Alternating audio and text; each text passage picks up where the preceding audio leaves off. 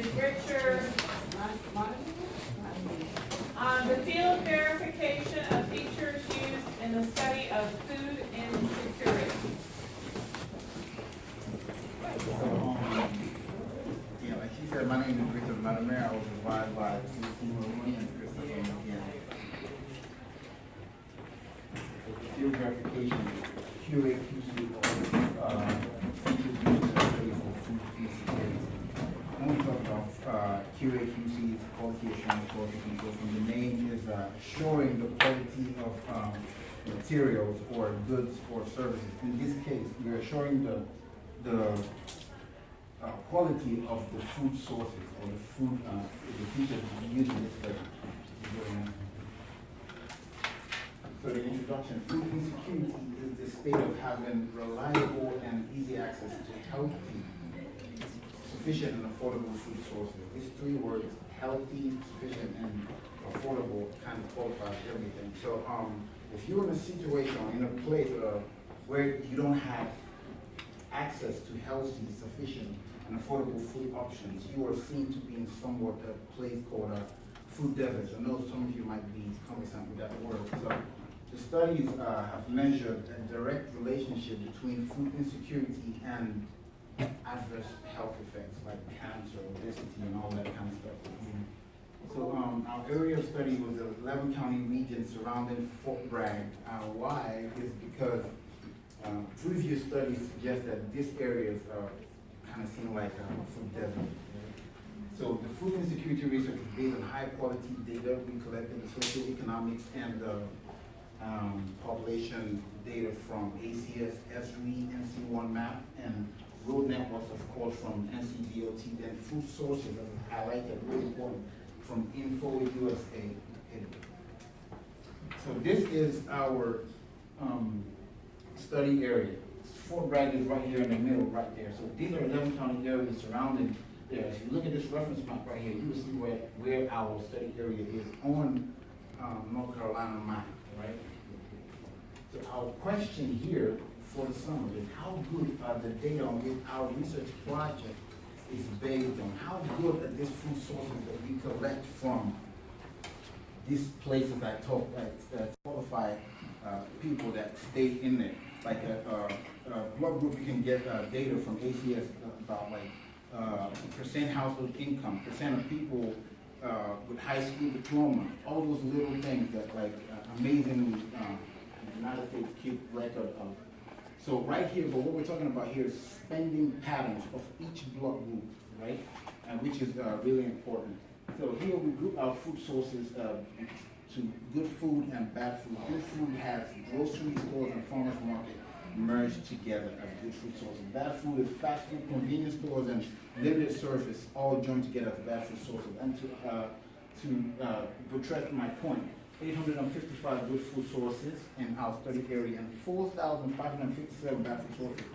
What does that mean? It means that there is somewhat alignment with what the previous studies suggest. So this might actually be a food desert right here.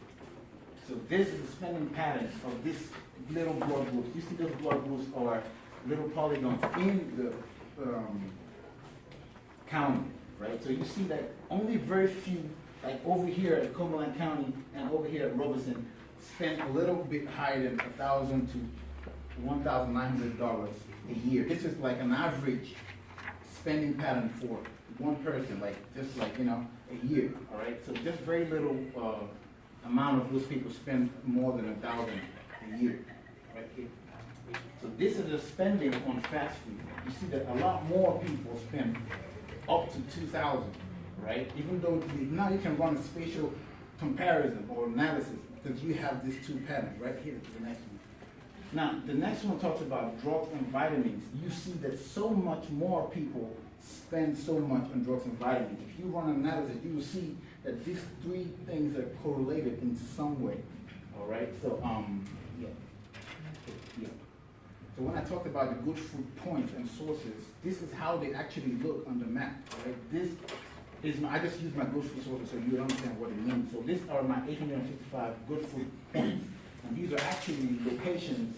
These points are actually like, this might be a Kroger right here, like, you know, but like that's what it looks like. That's what it looks like when you look at it on the map. So, the next one. So now, all those points we had, about 5,000 something points, we needed to QA, QC some of those points to actually verify that some of them or they actually exist, right? Which brings us to selecting, there's a couple of GIS queries we ran to select 100 random points from these 5,000 something points, and these are how we group them, urban and rural. You notice that we got like 65 rural food sources and 35 urban. Why? Because rural food insecurity, what our research is kind of based on. You understand? Like, we don't really, not like we don't care about urban, but like rural is really much what we're talking about here. So they all amount to 100 points, right? If you look at this, you would understand. So now we have 100 points in our map. How do we connect all of this? Which brings us to our next point where we do the network analyst. This network analyst is a tool in GIS. It's called there's a tool in network analyst called NeuRoute, or traveling salesman problem. All right, this traveling salesman problem is kind of like if you have if any of you know the people that work at the UPS that have a lot of packages to deliver. So they punch in at different addresses and it kind of gives them one route that runs through all their addresses and back to the point. That is what we call network analyst NeuRoute tool. And this is what we ran here. It's just like when you punch in your address from in Google Maps and it shows you from this point to the next point. That's exactly what network analyst does. So this is our 100 points on the map. So we ran this network analyst, and it connects us to all of these in one movement. But this is cumbersome. Nobody's going to drive out like this. So like we have to break it down into two groups.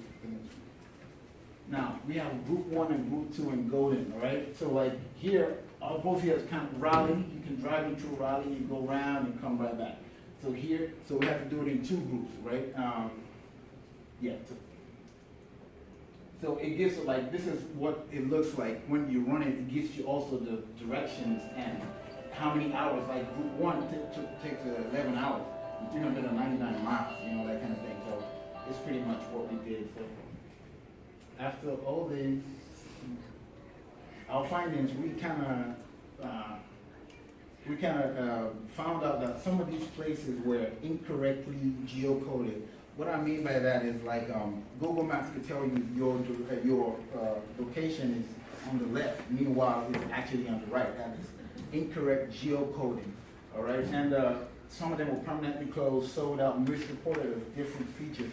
Now you can see a fast food, but it's recorded as a grocery store, which is very wrong for our analysis. So this is a convenience store, obviously, but look at the name. Because of the name, Tri-River Groceries, it is geocoded as a grocery store, which is very wrong for our study. So the next one.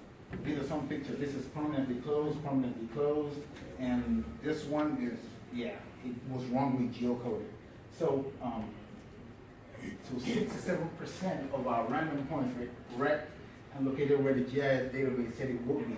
This is a very low percentage, and why that is because the data we used over the summer was business data from 2012 to 2013, which I think, yes, this actually qualifies that. But right now we have new data, from 2015, which we're still going to run the same analysis on. But this is actually what I did before. So moving forward, my thesis is going to be, I'm going to be limiting the food sources to farmers market. What is like the attractiveness of farmers market and the drive time? I'm trying to group my farmers market in a way that each of these counties up here could how their travel times to each farmers market based on the attractiveness being, are you going to this farmers market because it has a large sales volume, or like it sells one commodity, or this one that sells 5 commodities, but it's a lot more farther than you are. Are you prone to go to this one that is like 20 minutes away because it sells a lot of different stuff? Or are you going to this one that sells just strawberries because it's really close? So these kind of weights what I'm going to assign to each farmer's market, and I'm going to find like drive time from each county to these places. You have time for one question. There's a question.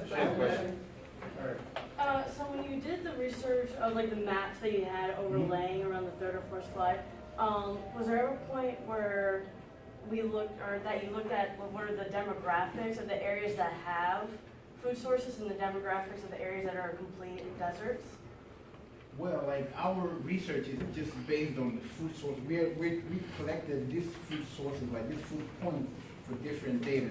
So like you can only run this analysis based on like the data you collect. Like the only thing we ran is like the spending patterns, right, of each blood group on fruits and vegetables,